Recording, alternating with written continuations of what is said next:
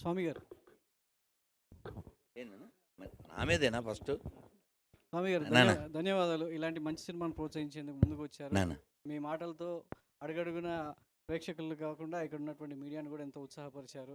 So, Annamayya దగ్గర నుంచి ప్రస్తుత సినిమా ఏ విధంగా ఉంది, అందులో ఉన్నటువంటి సంభాషణలు ఏ విధంగా ఉన్నాయి అనేది కూడా కూలంకషంగా వివరిస్తూ సినిమాకి కావచ్చు, సినిమా చూడాలనుకున్న ప్రేక్షకులకు ఒక ఉత్సాహాన్ని నింపారు. సో, ఈ సినిమాను ప్రోత్సహించడానికి కారణం అంటే చరిత్ర మర్చిపోయిన విషయాన్ని గుర్తు చేసుకోవడానికే మీరు ముందుకు వచ్చారా? లేదంటే చరిత్ర అంటే విద్యార్థులు కేవలం పాఠశాలలో చదువుకునేటువంటి చరిత్ర కేవలం మార్కుల వరకే ఉంటుంది. కానీ అది నిజమా కాదా అనేది కేవలం అది తెలుసుకోవడానికి విద్యార్థి ఎవరు ముందు చూపరు. కేవలం పరీక్షల్లో వచ్చేటువంటి మార్కుల కోసం మాత్రమే చరిత్ర చదువుకునేటువంటి సందర్భాలు. కానీ ఇలాంటి చరిత్ర ఇప్పుడు విద్యార్థులు తెర మీద చూస్తే సో వాళ్ళలో కలిగేటువంటి భావన ఎలా ఉంటుందనేది మీ అభిప్రాయం? మీరు ఇది సినిమా, దీనికి సంబంధించి సమాధానం కూడా సినిమాలోంచే ఇస్తా. మీకు ఎవరికైనా గుర్తు ఉండొచ్చు, ఉండకపోవచ్చు. ఒక 30 ఏళ్ల క్రితం ఒక మూవీ, సినిమా పేరు హిందీలో క్రాంతివీర్, తెలుగులో పుణ్యభూమి నా దేశం. అందులో ఆ లాస్ట్ డైలాగ్స్ ఉంటాయి ఉరి శిక్ష దగ్గర. చాలా బాగుంటాయి. డైలాగ్ రైటర్ ఎవరో నాకు తెలియదు కానీ అద్భుతం. రవిరాజ పినిశెట్టి డైరెక్షన్, మోహన్ బాబు డెలివరీ అద్భుతం. అందులో చెప్తారు కదా, you got it, maybe I'm right no. అందులో చెప్తాడు కదా, గాంధీ గారు గుజరాతీ కోమటి, అంబేద్కర్ మహారాష్ట్ర మెహరు, పొట్టి శ్రీరాములు, ఇవన్నీ చదివి ఎవడడిగాడు రా నిన్ను అంటాడు కదా. కదా, మనకు కావాల్సిన గుణం అండి. ఇందాక చెప్పుకున్నాం మనం, రామాయణం రాసినోడు ఎస్టీ గడ్ మేము చదవం అని ఎవడండు? ఆయనే తోపు, ఆయనే హీరో. దానికి ఇక్కడ ఈ సినిమాకి ఎలా అయితే ఈయన హీరోనో అలాగా రాముణ్ణి మనం ఎలా అయితే ఆ గుణాన్ని చూసి ప్రేమిస్తున్నామో అలా ఇక్కడ చరిత్రలో విలన్ని మనం గుర్తు చేసుకోవడం ద్వారా అలాంటి కొత్త విలన్స్ మళ్ళీ పుట్టకూడదు. ఇందా చెప్దాం అనుకుని ఇంకా పెద్దదని చెప్పలేదు, ఒక మాట చెప్పేస్తాను. మీ ప్రశ్న, మీ పేరునా? సతీష్ గారు. ఎప్పుడో ఒకసారి చాగంటి గారు లేదా ఒక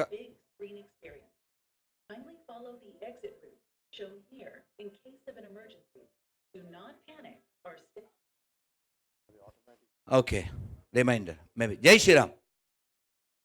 ఎప్పుడో చాగంటి గారు ఏదో ఒక వృద్ధాశ్రమానికి ఓపెనింగ్కి వెళ్ళారు. వెళ్ళినప్పుడు ఏం చెప్తారండి మామూలుగా విషెస్ పెద్దవాళ్ళు, విష్ ఆల్ ది బెస్ట్ అని కదా. అని ఏం చెప్పారంటే, ఈ వృద్ధాశ్రమం తొందరగా మూసేయాలని కోరుకుంటున్నాను. ఇప్పుడు చప్పలు కొట్టండి. మీరేమైనా వెయిట్ చేస్తున్నారా ఏంది? మీరు కత్తిరింపబడి పుడితే ఎప్పుడు కత్తిరిద్దామా అనుకుంటారు అమ్మా నాన్ని చిట్ట చివరి దాకా. అందుకే ఒక హరికథ మీరు తర్వాత చూడండి, సింహాచల శాస్త్రి గారిని కొడితే వస్తుంది. ఆయన అంటారు, మన కన్న అమ్మా నాన్నలకి గుళ్ళు కట్టించకపోయినా పర్లేదు కానీ గుడి ముందు కూర్చోబెట్టకూడదు. ఇగోటిటా ఎంత దారుణం అండి. కొన్ని వీడియోలు చూస్తే కడుపు మండిపోతుంది. ఆ తల్లికి తిండి ఉండదు. 10 మందిని పెంచగలిగే తల్లి ఉంటుంది కానీ 10 మంది కొడుకులు ఒక్క తల్లిని పెంచలేరా? ఏం దేశంలో ఉన్నామండి? నేలను ఏమంటాం మనం? అమ్మా. ఏమండి తెలంగాణ పోరాటం దేనికి జరిగిందండి? భూమి కోసం, భుక్తి కోసం, విముక్తి కోసం. పోతుగడ్డ, పోరుగడ్డ, బట్ మ్యాక్సిమం నవ్ ఓన్లీ ఎర్రగడ్డ. Very bad. అవును కదా, వెరీ పిటి. ఇందాక మన కెమెరామెన్ చెప్పారు, నాకు నిజంగా తెలియదు, నేను హైదరాబాదీనే అని. ఏం పేరు? రమేష్. చాలా దురదృష్టం. ఇప్పుడు తెలియజెప్పాల్సిన బాధ్యత ఎవరిది? ఇలాంటి పెద్దవాళ్ళు. Is taken responsibility. Give the big hand, big up, definitely బాధ్యత. ఏమండి మనం బొబ్బిలిపులి సినిమా చూసాంగా, చూసిన వాళ్ళకి తెలుస్తుంది. ఎవరికైనా సరే ఇది రామాయణంలో శ్లోకం అని తెలవాడికి, జననీ జన్మభూమిశ్చ స్వర్గాదపి గరి అంటే అన్నగారు బొబ్బిలిపులి. కానీ యాక్చువల్గా అది ఎక్కడదే? రామాయణంలోది. రామాయణంలో ఎవరు చెప్పారు? లక్ష్మణుడు చెప్పాడు, అన్నయ్య బాగానే ఉంది ఇక్కడ అంతనం సెటిల్ అయిపోదాం అన్నాడు. అంటే మనకి నేర్పించడానికి. అప్పుడు ఏం చెప్పారు రామచంద్రమూర్తి? అపి స్వర్ణమయీ లంకా నమే లక్ష్మణ రోచతే జననీ జన్మభూమిశ్చ స్వర్గాదపి గరీయసి. ఇదంతా బాగానే ఉంది, బంగారం, గోల్డెన్ లంక. కానీ మనకి అమ్మ కంటే, మాతృమూర్తి కంటే, మాతృభూమి కంటే స్వర్గం కూడా ఎక్కువ కాదు. అందుకే చూడండి, భారతీయులు ప్రపంచంలో ఏ దేశాన్ని దోచుకోలేదు.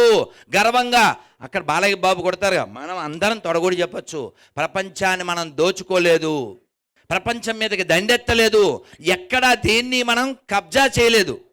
కానీ మన దేశం మీదకే మొఘలాయలు వచ్చారు, హూనులు వచ్చారు, శకులు వచ్చారు, బ్రిటిష్ వాళ్ళు వచ్చారు, డచ్ వాళ్ళు వచ్చారు, పిచ్చోళ్ళు వచ్చారు. ఇంకా దోచుకుంటూనే ఉన్నారు, దాచుకుంటూనే ఉన్నారు చాలా భాగాల్లో. మొన్న మీరు sorry to I will conclude, మొన్న లక్షద్వీప్ వెళ్ళారా? దాని పక్కన మాల్దీవ్స్. మొన్న గుంటూరు కారంలో డైలాగ్ అక్కడ కదా వాడాలి, కుర్చీ మడతెట్టడం. మడతెట్టారుగా, మడతెట్టారు లేదా?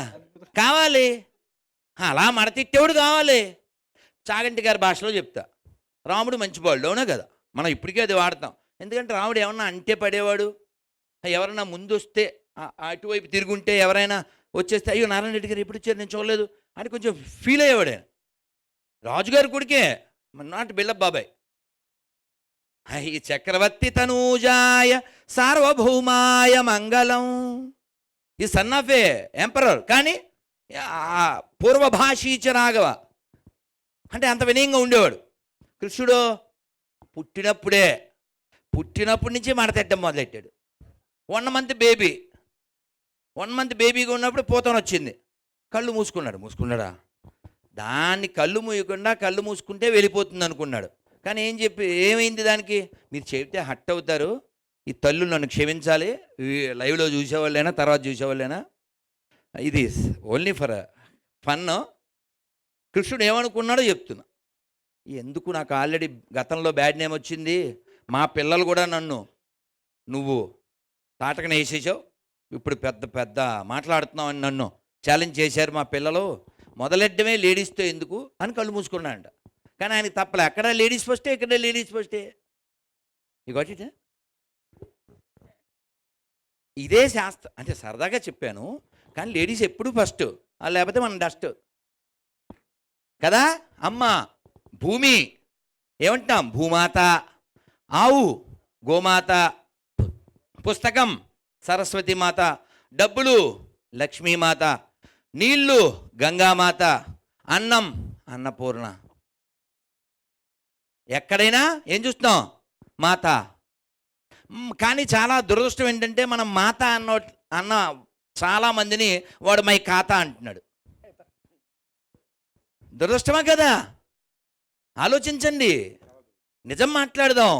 నేను ఎప్పుడూ చెప్పే మాటే మళ్ళీ చెప్తున్నాను, cow is not belongs to Hindus, sky is not belongs to Hindus, water is not belongs to Hindus, earth is not belongs to Hindus. This is for humans. చెరువులు పాడైతే బాధపడుతున్నావా లేదా? మూసి మనం వెళ్తే వెళ్ళాలి ముక్కు మూసి, అవునా కదా? మనకు ఉండొచ్చు డబ్బు, కానీ దాని పక్కన నడిస్తే వస్తుంది జబ్బు. ఒకప్పుడు అలా లేదే. అసలు మూసి పేరు తెలుసా మీకు ఎవరికైనా? మొన్న యూనో హిస్టరీ దెబ్బగాండి సతీష్ కదా, అది ముచ్చుకుందా నది ఎవరికి తెలియదు.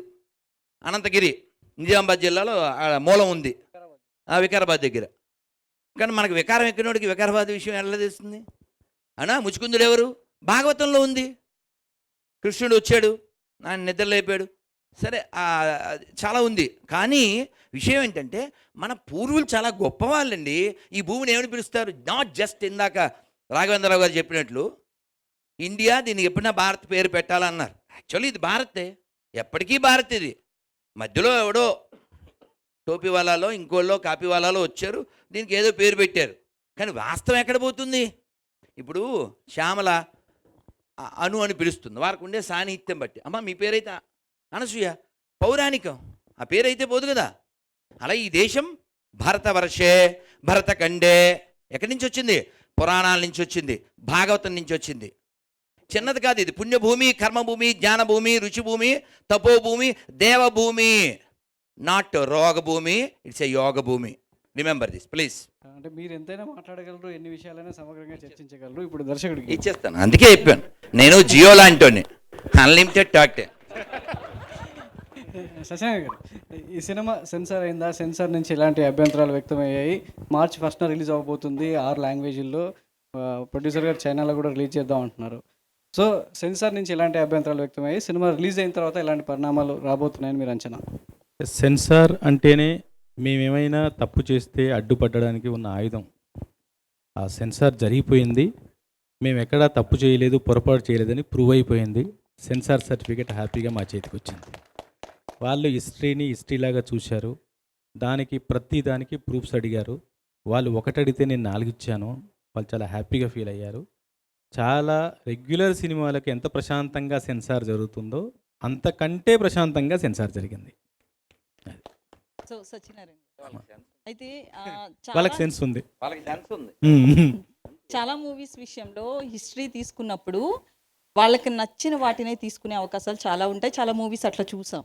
సో మీరు ఈ హిస్టరీని టచ్ చేశారు కాబట్టి యాస్టీస్ తీసుకున్నారా, లేదు మీకు ఏవి కావాలో అవి చూపించాలనుకున్నారా? నాకు ఏమి కావాలో 2 పాయింట్లకు 2 ఆన్సర్స్ ఉన్నాయి. ఒకటి, హిస్టరీని యాజ్ ఇట్ ఈజ్గా హిస్టరీనే తీసుకున్నాను, ఏది మార్చలేదు. అయితే హిస్టరీలో చాలా ఉన్నాయిగా, నాకు ఏది కావాలనుకున్నాను? ఇక్కడ ప్రజలు చేసిన విముక్తి పోరాటం, మనుగడ కోసం చేసిన పోరాటం, స్వాతంత్ర్య పోరాటం, దాన్నే ఇతివృత్తంగా తీసుకొని చేశాను. యాజ్ ఇట్ ఈజ్ హిస్టరీ, ఎక్కడ ఏమీ ఎక్స్ట్రా క్రియేట్ చేయలేదు. ఎన్నో 2% 5% చేసింది మంచి కోసం చేసి, అది కూడా 5%. అది మీకు సినిమా చూసి అర్థమవుతుంది. ఓకే, ఇది చేయాల్సిందని మీరే అంటారు. అయితే 2 మతాలకు సంబంధించి కన్ఫామ్గా మనం సినిమాలో చూపిస్తాం. సో సినిమా రిలీజ్ అయిన తర్వాత ఏమైనా కాంట్రవర్సీస్ వచ్చే అవకాశం ఉందంటారా? నేను ఇంతకుముందు మాట్లాడుతూ చెప్పా, 2 మతాల దృష్టితో చూడకూడదు.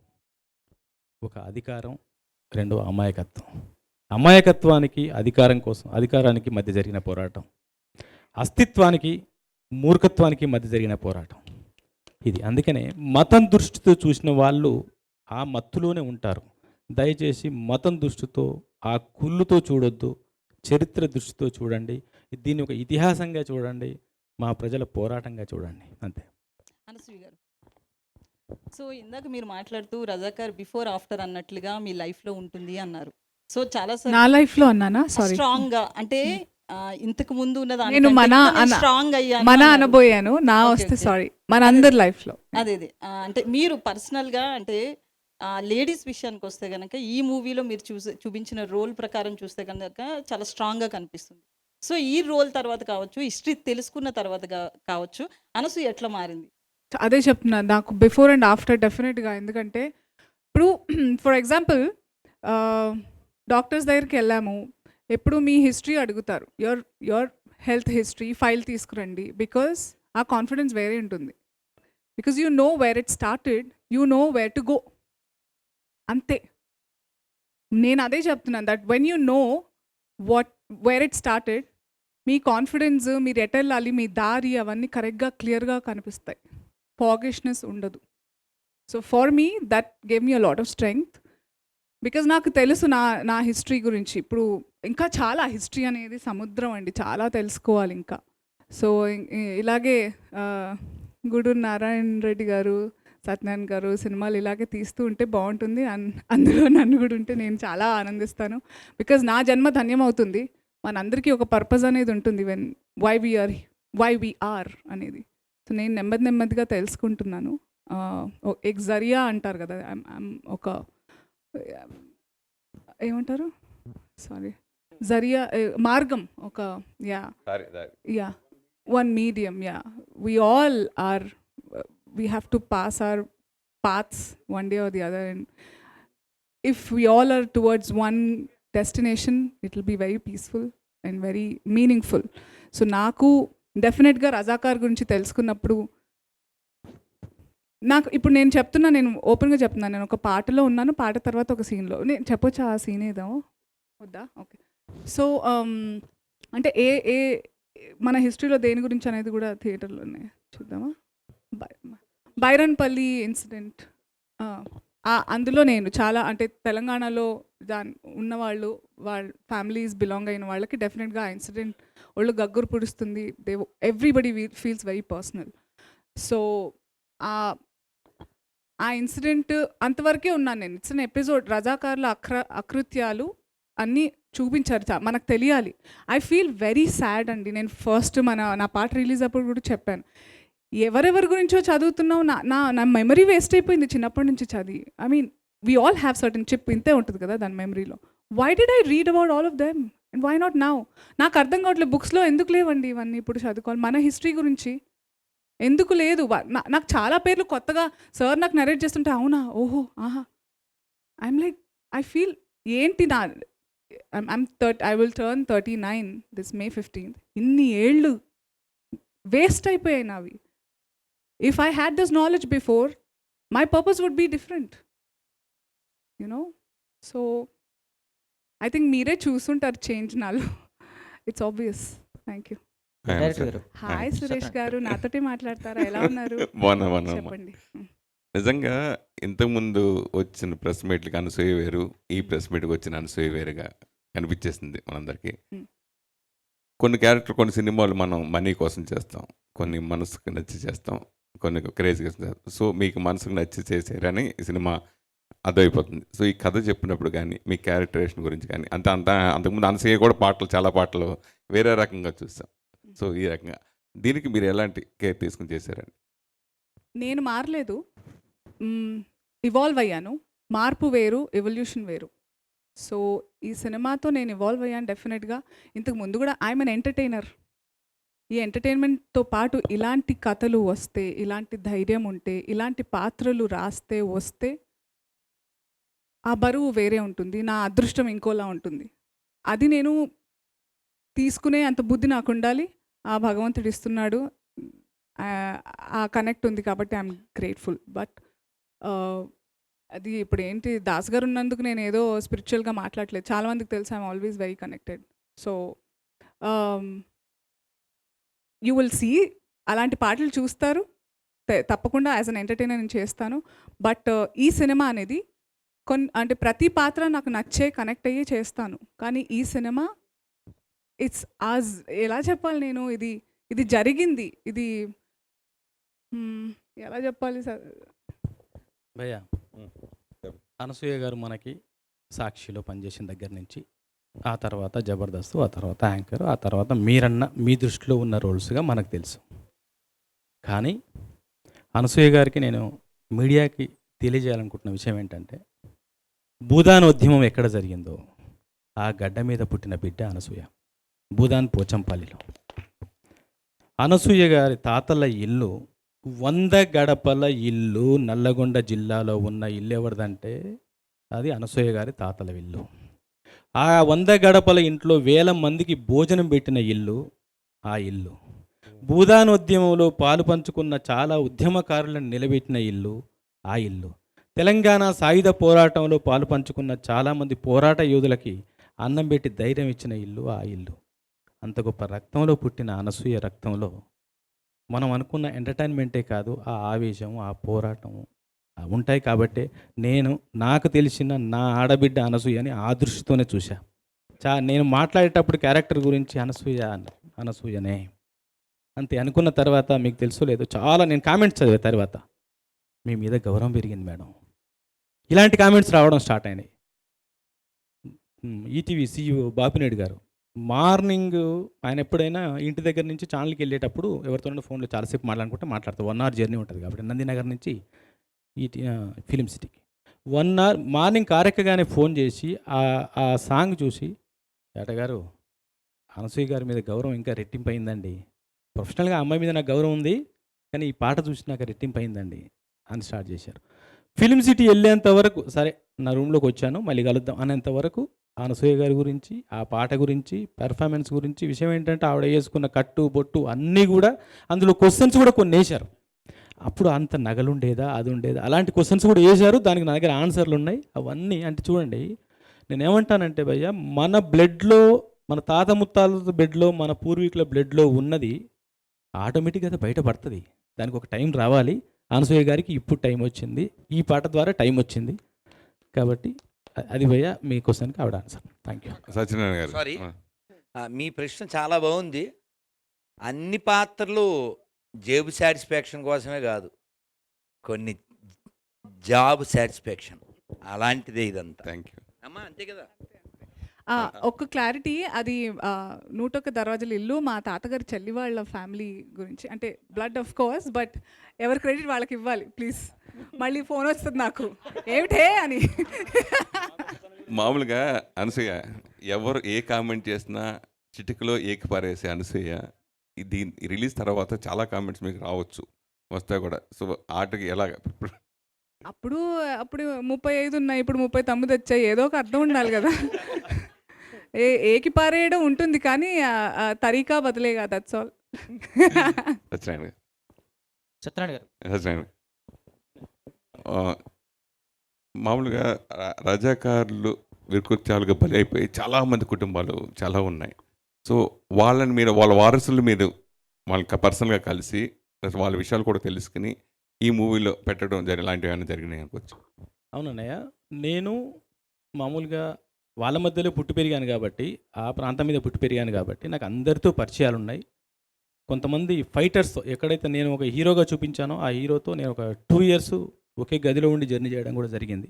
ఒక పెద్ద ఆయన పేరు చెప్పని ఇప్పుడు వాళ్ళ ఫ్యామిలీస్ని, ఇప్పుడు కొందరు చందానగర్లో, ఎల్బీ నగర్లో వాళ్ళ ఫ్యామిలీస్ 60-70 ఏళ్ళ పెద్ద వయసులో ఉన్న ఫ్యామిలీస్, కూతుర్లు కొడుకులు ఉన్నారు. వాళ్ళని కలిశాను. బైరాన్పల్లి వెళ్ళాను, గుండ్రాంపల్లి, ఎవరినైతే ఇక్కడ పెట్టానో వాళ్ళ ఫ్యామిలీతో అందరితో మాట్లాడి నేను చదివింది ఆధారంగా చేసుకొని చేశాను భయ్య. స్వామి, మీరు చివరిలో అనసూయ గారికి ఒక కార్డు ఇచ్చి ఆ పాత్ర అనసూయ గారు చేయాలని చెప్పి అన్నారు. ఏంటి మీరు? కవయిత్రి మొల్ల చాలా గ్రేట్ రైటర్, ద్విపద కావ్యం రాసింది ఆవిడ. శ్రీకృష్ణదేవరాయలు వారు ఆవిడ రాసినటువంటి ద్విపద కావ్య రామాయణాన్ని వీధి బడిలో చదివించేవారట. మరి ఆవిడేమి లిటరేట్ పర్సన్ కాదు.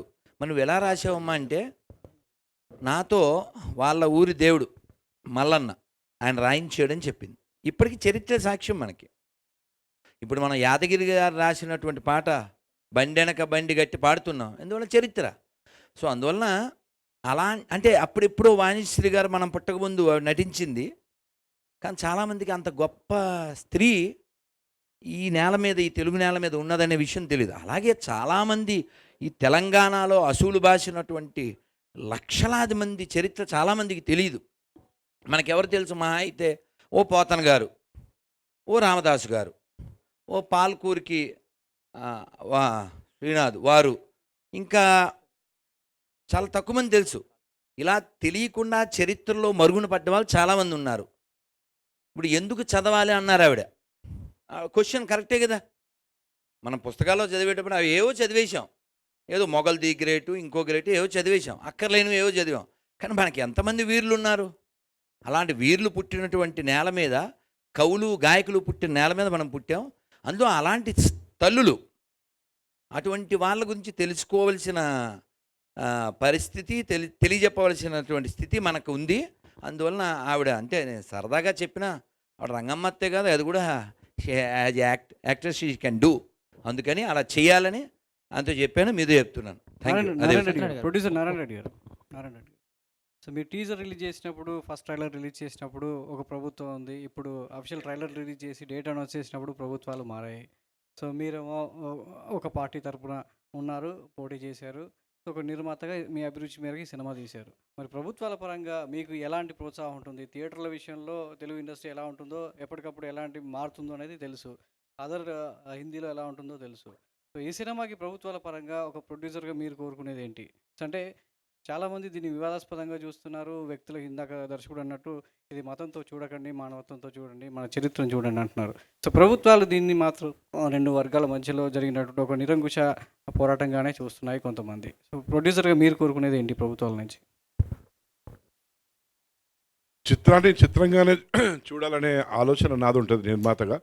ఎందుకంటే ఇక్కడ చిత్రరంగాన్ని తరలించడానికి, మద్రాస్ సిటీ నుంచి ఇక్కడికి తీసుకురావడానికి ఆనాడు మరి చెన్నారెడ్డి గారు ముఖ్యమంత్రిగా ఉన్నప్పుడు చాలా ప్రోత్సాహం అందించారు.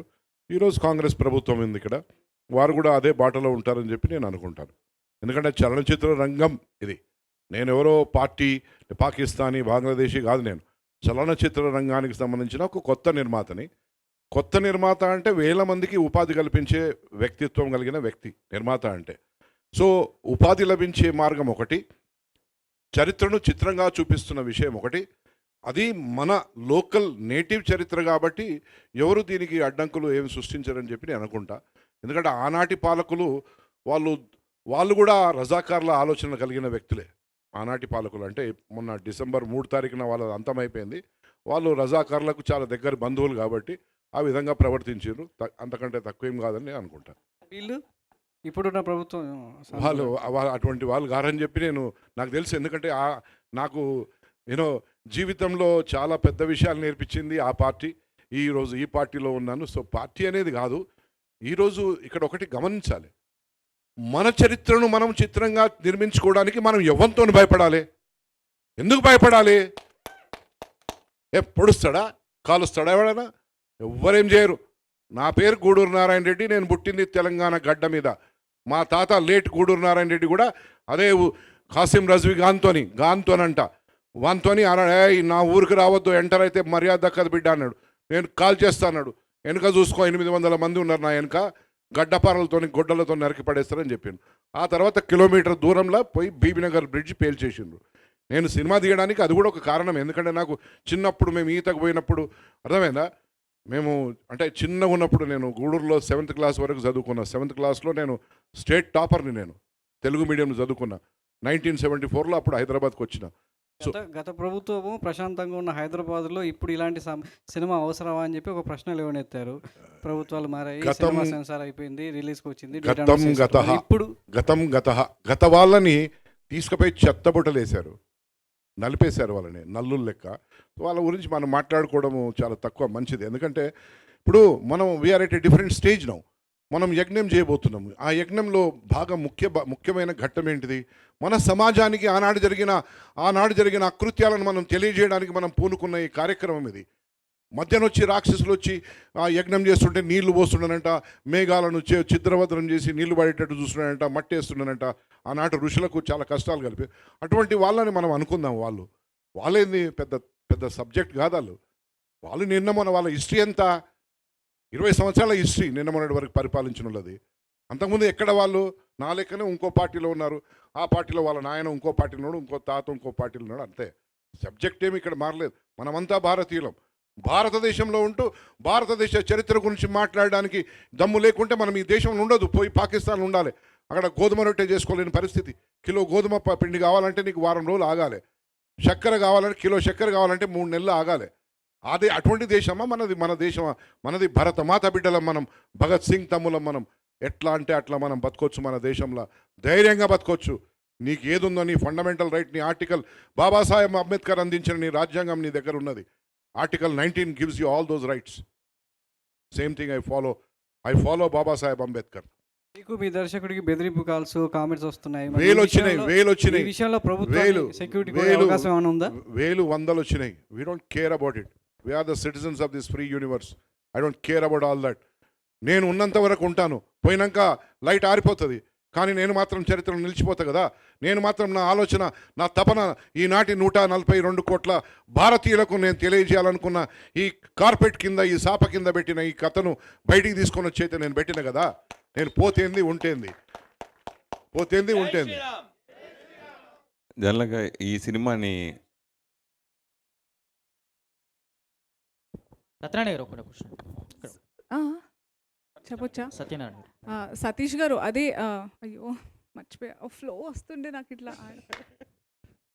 ఒకటేంటంటే ఇది రిలీజన్ అవన్నీ ఆ మతం ఈ మతం అని మాట్లాడుతున్నారు. బట్ నాకు మన గురించి తెలిసింది ఏంటంటే భారతదేశంలో ఎవరైనా సరే ఇక్కడున్న ముస్లిమ్స్ కూడా, I have lot of friends. నేను ఓల్డ్ మలక్పేట్లో పెరిగాను. స్కూల్ అంతా అక్కడే, ఆస్మాన్గఢ్లో, మూసరాంబాగ్లో, మొత్తం నాకు అంతా స్కూలింగ్ అక్కడ, ఫ్రెండ్స్ అలాగే. I have really good. అది ఇది అని కాదు, అన్నిట్లోనూ మంచి చెడు ఉన్నట్టు ఇక్కడ ఉన్నారు, అక్కడ ఉన్నారు. కానీ మన దగ్గర ఏంటంటే we never take revenge.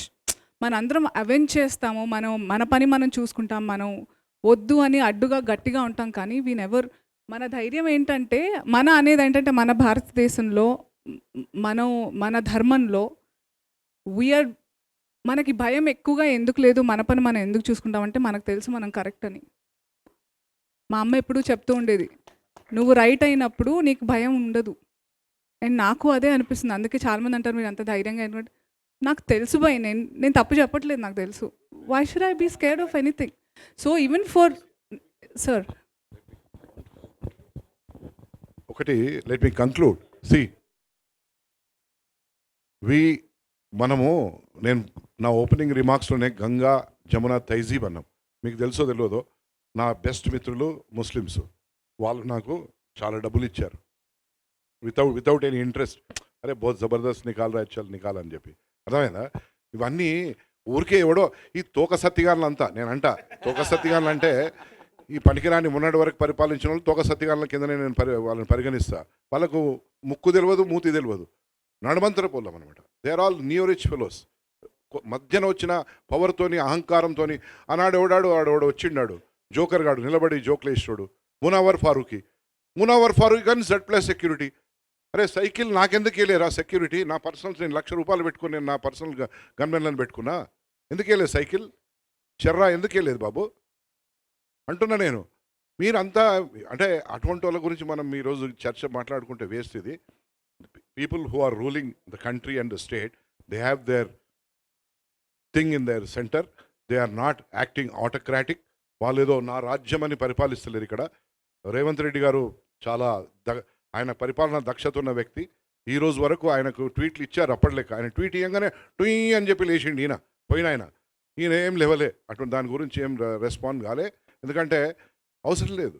What is the reason? React కావడానికి అవసరమేముంది ఇక్కడ? అరే మన చరిత్రను మనం చిత్రం రూపంలో తీసుకుంటే ఎవరికైనా ప్రాబ్లమా? ఈరోజు ఏమైనా వేరే వాళ్ళ గురించి మనం మాట్లాడుతున్నాం. అనసూయ చెప్పింది కరెక్టే. We have nothing against anybody. We have to live right. మనం కూడా పోయి బిర్యానీ తినాలి కదా, మిఠాయిలు తినాలి కదా. వాళ్ళు ఎంత మంచిగా ఉంటే మనకు పెళ్ళిళ్ళలో పోయినా కానీ ఎక్కడ పోయినా మళ్ళీ షెర్వాని వేసుకోవాలి, అవన్నీ ఉంటాయి. అది వేరే. ఈ చిత్ర నిర్మాతకు కొన్ని ఇబ్బందులు ఉంటాయి నాలంటూ. అందు గురించేనేమో ఎవరు తీయలేరు, దీన్ని సాహసం చేయలే. ఎవడో ఒకటి లేవాలి కదా. అందరు అల్లూరి సీతారామరాజు గారు కదా, అందరు భగత్ సింగ్లు గారు కదా. అట్లనే ఒక గూడూరు నారాయణ పుట్టిండు, సరే తీసిండు, బయటకు వచ్చింది, సినిమా వచ్చేసింది. ఇప్పుడు ఇది ఆల్రెడీ నొప్పులు స్టార్ట్ అయినాయి, పురుడు పోసుకోవాల్సింది అంతే. సినిమా బయటకు ఎవరు ఆపలేరు. ఈదీ అమీన్ పుట్టొచ్చినా ఆపలేడు, ఒసామా బిన్ వాడు వచ్చినా ఆపలేడు. అర్థమే? ఇది కటింగ్ కాదు, ఇది న్యాచురల్ బర్త్. టప్పని వచ్చేస్తుంది బయటికి. మన వరకు ఒక పార్టీకి సపోర్టింగ్గా ఈ సినిమా వస్తుందని ప్రచారం బాగా ఎక్కువ జరిగింది. అయితే ఇప్పుడు కరెక్ట్గా పార్లమెంట్ ఎలక్షన్స్ ముందే ఈ సినిమా రావటం. నా తమ్ముడు సురేష్ అడుగుతున్న ప్రశ్నకు నేను చాలా చక్కటి జవాబిస్తా. నేను ఈరోజు ఏ పార్టీలో అయితే ఉన్నానో, ప్రపంచంలోనే అత్యంత ప్రజాదరణ కలిగిన పార్టీ, 13 కోట్ల మంది సభ్యులు ఉన్నారు పార్టీలో. 13 కోట్ల మంది భారతదేశంలో ఒక్క ముగ్గురి ఓట్లు ఇంకా సాధిస్తే 52 కోట్లు వస్తాయి వాళ్ళ ఓట్లు. 52 కోట్ల ఓట్లు వస్తాయి 142 కోట్లల్లో. అవసరమా ఈ చిన్న పని ఆ పార్టీ చేసేది? ఈరోజు యాదృచ్ఛికంగా నేను ఆ పార్టీలో ఉన్నా. ఇంకొకటి, ఈరోజు మన నరేంద్ర మోడీ గారు మన ప్రధానమంత్రి. ఇప్పటి వరకు మనం ఇటువంటి ప్రధానమంత్రిని చూసినామా ఎవరినైనా? 500 సంవత్సరాల తర్వాత మనం పోరాటం చేసి లక్షల మంది చచ్చిపోయి మొత్తం పరేషానై బర్బాదై కోట్ల చుట్టూ తిరిగి 500 సంవత్సరాల తర్వాత మన దేవునికి, మన శ్రీరామునికి ప్రాణప్రతిష్ఠ చేయడం అనేది మనందరి భాగ్యం కదా. నేను ఆ రోజు అక్కడ ఆ సమయంలో అక్కడ ఉన్నా, నాకు కూడా ఆహ్వానం అందింది, నేను అక్కడ ఉన్నా. ఎంత నేను ఆనందపడిపోయానంటే అసలు ఎన్ని జన్మల సుకృతమో పుణ్యమో అని నేను అనుకున్నా. అసలు ఎన్ని జన్మలు మనం సేవ చేస్తే మానవులకు, మానవ సేవయే మాధవ సేవ అనే భావించే నాటోనికి ఆ భాగ్యం దొరకడము, మళ్ళీ ఈ సినిమా తీయడం అనే ఒక భాగ్యం దొరకడం అనేది మామూలు చరిత్ర కాదు మా తమ్ముడు సురేష్ గారు. Really it's a real luck for me to produce and direct. And ఇప్పుడు స్వామీజీ లాంటి వారు, గురువు గారు లాంటి వాళ్ళు దీంట్లో రావడం, అనసూయ లాంటి వాళ్ళు, మకరంద్ గారు లాంటి వాళ్ళు, రాజ్ అర్జున్, ఎవరు తేజ్ సప్రు లాంటి వాళ్ళు మామూలుగా కాలే. ఇదంతా ఇది ఒక యజ్ఞం. ఇది మేమందరం ఒక వేరే విభిన్నమైన పాత్రల్లో ఉన్నాం. ఆ పాత్రలు ప్రతి ఒక్కరు జీవించారు. నేను కూడా జీవిస్తున్నాను ఈ రోజుకి. నా రిలీజ్ అయ్యే వరకు నేను జీవిస్తూనే ఉంటాను. రిలీజ్ అయినాక జింగిలాల అయిపోయినా నాకు ఫరక పడదు. అర్థమైందా? సో అటువంటి ఆలోచన కలిగిన వ్యక్తి నేను. ఒకటి లైట్లు బాగా వెలుగుతున్నాయి, ఆఫ్ చేసి చీకటి కదా, తెలుస్తుందా? ఆ లైట్కు తెలుస్తుందా నన్ను ఆఫ్ చేశారని? లైట్కి ఇప్పుడు తెలుసా నేను వెలుగుతున్నానని? అట్లే అనమాట. As long as the person is there, he will be bright, once is gone. So దాని గురించి కాదు మన తపన. మనము మెజారిటీ ప్రజలకు, ప్రపంచానికి మనం ఏం చేస్తున్నాం, ఇవాళ ఏమవుతుంది ప్రపంచంలో మనం మాట్లాడుకోలేం కొన్ని. ఎందుకంటే అదే మనం ఇదే ఫ్రీడమ్ ఆఫ్ స్పీచ్, ఎక్స్ప్రెషన్ గిట్ట ఇంకా కొంచెం బాబాసాహెబ్ అంబేద్కర్ గారు ఇంకా కొన్ని మనకి ఇంకోటి ఇస్తే 19 కాకుండా 25 ప్రకారం ఇష్టారీతిలో నువ్వు మాట్లాడుకోవాలంటే మంచిగా ఉంటుండే. కానీ వారు ఇచ్చింది కూడా చాలే. ఎందుకంటే మనం అందరం కూడా అది గంగా జమున తైజీబ్ అనేది ఆ పద్ధతి ప్రకారం పోతున్నాం కాబట్టి let us all travel together. I wish all communities to watch this movie and understand what their grandfathers and grandmothers and maternal grandmothers and paternal grandmothers or great grandparents have gone through all those things. Everybody has gone through all the difficulties. మా అమ్మ భారతమ్మ ఆమె పేరు. ఎందుకంటే ఆనాడు భరతమాత మన స్వాతంత్రం వచ్చిన సందర్భంగా ఆమె పుట్టింది. అంతకుముందే ఆ పోరాటం జరుగుతున్నప్పుడు ఆమె ఇప్పుడు 82 సంవత్సరాలు. ఈ రజాకారులు ఉన్నప్పుడు 7 సంవత్సరాల వయసు, 6.5 సంవత్సరాల వయసు ఆమె అక్క దగ్గరికి బొంబాయికి పంపించారు. మా అమ్మ ఇప్పటికి ఉంది. మా తాత బావమరిది శివారెడ్డి గారని భువనగిరి పక్కన ఉంటారు. ఆయన వయసు ఇప్పుడు 97.5. వాళ్ళ బావగారు లేట్ గూడూరు నారాయణ రెడ్డి గారు ఈ రజాకారులతో పోరాటం చేసినప్పుడు ఆయన వయసు 20 సంవత్సరాలు. ఇవాళ ఆయన బ్రతికున్నాడు.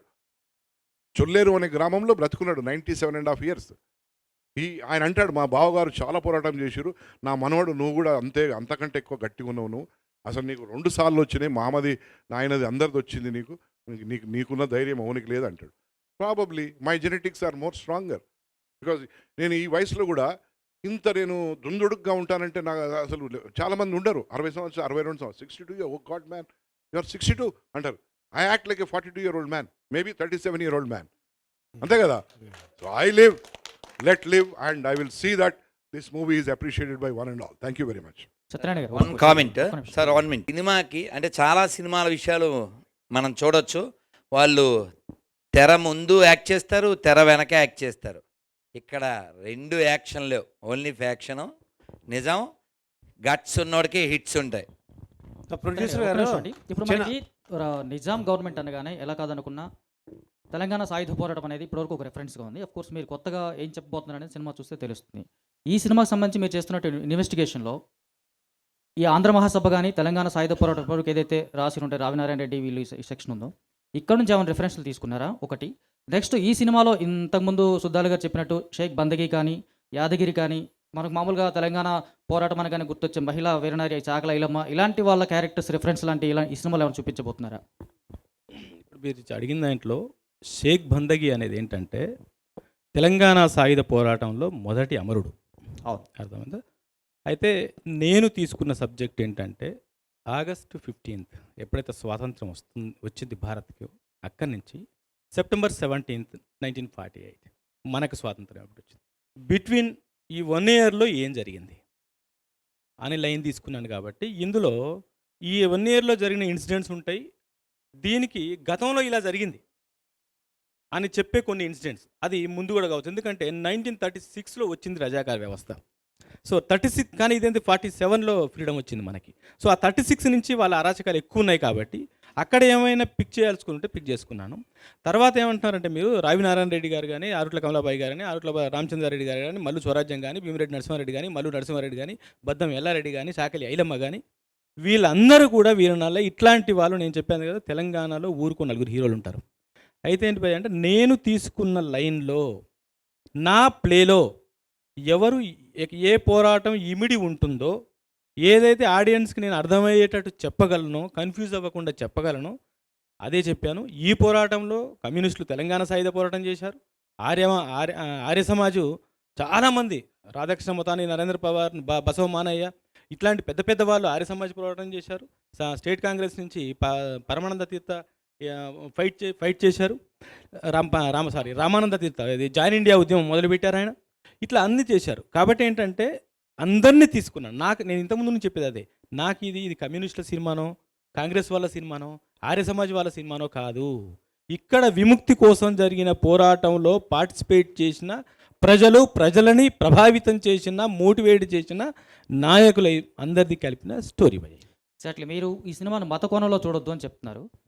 సినిమా ట్రైలర్లో చూస్తే ఇక్కడ హిందూ మహిళలు, పర్టికులర్గా హిందూ మహిళల ఒక రెసెంబ్లెన్స్ కనిపిస్తుంది. ఇప్పుడు మీరు వేదిక మీద మాట్లాడుతున్న ప్రతిసారి పాకిస్తాన్ ఎగ్జాంపుల్గా చూపిస్తూ ఉన్నారు. అప్పుడు మత కోణం కాకుండా ఎలా ఉంటుంది ఇది? 100% మత కోణం కాదు. ఎందుకంటే మీరు ఏం చెప్పారంటే హిందువులు, హిందూ మహిళలు, హిందూ అన్నారు. Not like that. ఆ. వాళ్ళని రిసెంబలెన్స్ చేస్తూ సన్నివేశాలు ఉన్నాయి. అంటే గాజులు పగలగొట్టడం ఇలాంటివి. ఆ. అప్పుడు హిందువులకు రిప్రజెంట్ చేస్తున్నట్టు కదా, అంటే తెలంగాణ సమాజాన్ని కాకుండా పర్టికులర్గా హిందువులను రిప్రజెంట్ చేస్తున్నట్టుగా ట్రైలర్లో ఉంది, అంతే సినిమాలో ఉందని అదేలేండి, అదేలేండి. అప్పుడు మత కోణం కాకుండా ఎలా ఉంటుంది అంటే అంటే ఇప్పుడు మతం అనేది మీకు ఎందుకు వస్తుందంటే అక్కడ విలన్ అనే అతను ఒక మతానికి సంబంధించిన వాడు కాబట్టి మీకు మత కోణం కనిపిస్తుంది. ఆ విలన్కి అపోజిట్ గా ఎగ్జాక్ట్ గా మీరు తీసుకున్నారని అది ట్రైలర్ అంతే కదా, అధికార వ్యవస్థకి తెలంగాణ సమాజాన్ని కాకుండా హిందూ సమాజాన్ని ముందు తీసుకొచ్చారు కదా, ఆబ్వియస్ గా రెండు మతాలే కనిపిస్తున్నాయి కదా ఇక్కడ. అదే చెప్తున్నా. ఇప్పుడు నేను తెలంగాణ వాడిని, ఓకే, మన పూర్వీకులు సినిమా చేసినప్పుడు అలా బొట్టు పెట్టుకొని విలన్ క్యారెక్టర్ ఏం రాబాయ్ ఏం చేస్తావు నువ్వు అని తీశారు కదా. ఇక్కడ తెలంగాణ వాడు విలనా, బొట్టు పెట్టుకున్న హిందూ విలన్ అని తీశారా ఎన్ని రోజులు సినిమాలు?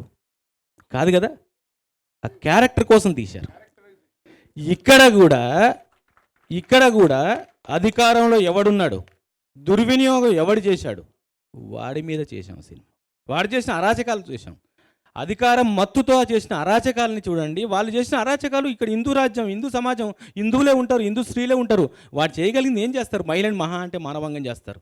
అదే చేశాడు కాబట్టి అదే చూపించాం. మరి హిందువులే ఉన్నారు కదా, ఇక్కడ ఉన్న సమాజం అది కదా. జరిగింది కాబట్టి అందుకే నేను ఏమంటున్నానంటే అధికారి ఏ మతం అనేది మర్చిపోకాసేపు. అవమానపడ్డాడు, బాధించబడ్డాడు, ఏ మతం అనేది మర్చిపో. పేదోడు, ఆడది, రైతు, కూలి, శ్రామికుడు, గ్రామీణుడు, అర్థమైందా? వీళ్ళ మీద, నీ చదువు మీద, నీ బుద్ధి మీద, నీ నాయకత్వం మీద, నీ అధికారం మీద, నీ డబ్బు మీద, నీ అస్తిత్వం మీద వరుసగా క్యూ రాసి స్కెడ్యూల్ వేస్తాం కదా మనం సినిమా తీసేటప్పుడు. ఫస్ట్ ఎక్కడ నొక్కాలి? వీడికి చదువు లేకుండా చేయాలి. నెక్స్ట్ ఎక్కడ నొక్కాలి? వీడికి డబ్బు లేకుండా చేయాలి. నెక్స్ట్ ఎక్కడ నొక్కాలి? వీడికి అధికారం లేకుండా చేయాలి. ఇవన్నీ అయిపోతే ఏం చేస్తాడు? వాడు నిర్వీర్యం అయిపోతాడు. అప్పుడు ఏం చేయాలి? మీద చేయాలి. అప్పుడు వినకుండా ధైర్యంగా ఉంటే మానం తీయాలి, ప్రాణం తీయాలి. అక్క లేదు, చెల్లి లేదు, అమ్మ లేదు, తల్లి లేదు, పిల్లలు లేరు, ఎవరు అందరి ముందు మానం చేయాలి. చేశారు, అదే చూపించాం. ఓకే, ఫైనల్గా అయితే ఇప్పటివరకు వాస్తవంగా చూసుకుంటే తెలంగాణ ఈ సాయుధ పోరాటం లేదా మనకి దీనికి సంబంధించిన రజాకర్ దాంట్లో భైరాన్పల్లి ఎపిసోడు వాస్తవంగా ఎవరు అంత హైలైట్ చేయలేదు. ఈ సినిమాలో మీరు హైలైట్ చేశారా? 100% చేశాం భయ్య. ఎందుకు చెప్పానంటే నా సెట్ కనిపించింది కాబట్టి బైరాన్పల్లి చెప్తున్నాను. అంటే ఇక్కడ 100 ఇక్కడ ఏమైందంటే ప్రతి ఊరి నుంచి ఒక పోరాటం జరిగింది. మనకు బైరాన్పల్లి పుస్తకాల్లో ఉంది కాబట్టి మనం ఎక్కువ చూసాం. కానీ ప్రతి ఊరు నుంచి ఇప్పుడు ఇక్కడ మన దగ్గరలో ఉన్న అప్పంపల్లిలో ఒకేసారి 1000 మంది అటాక్ చేసి 200 మంది టపా టపా టపా కాల్చిపోయారు. ఎందుకు కాల్చారంటే కాల్చినోడికి తెలీదు, సచ్చినోడికి తెలీదు. అప్పంపల్లి అది నేను తీసుకోలేకపోయా. అట్లా చాలా ఊర్లు ఉన్నాయి. మా సతీష్ ఉంది పరకాల, దానికి ఒక విశిష్టత ఉంది. సో అక్కడికి వెళ్ళి నివాళులు అర్పించి వచ్చాం. అది అట్లా మనకి చెప్పాను కదా, ఏది అవసరమో అది తీసుకున్నాను. ఇంకొక ఆన్సర్ చెప్పాలి. ఇంతకుముందు అడిగింది సతీష్ అడిగాడు, సో అండ్ సో పార్టీ ప్రస్తుతం అధికారంలో ఉంది కదా, ఇబ్బంది పెడుతుందా అని. సర్దార్ వల్లభాయ్ పటేల్ ఏ పార్టీ నుంచి డిప్యూటీ ప్రైమ్ మినిస్టర్గా ఉండి ఇక్కడ వారు చేశారు? First point.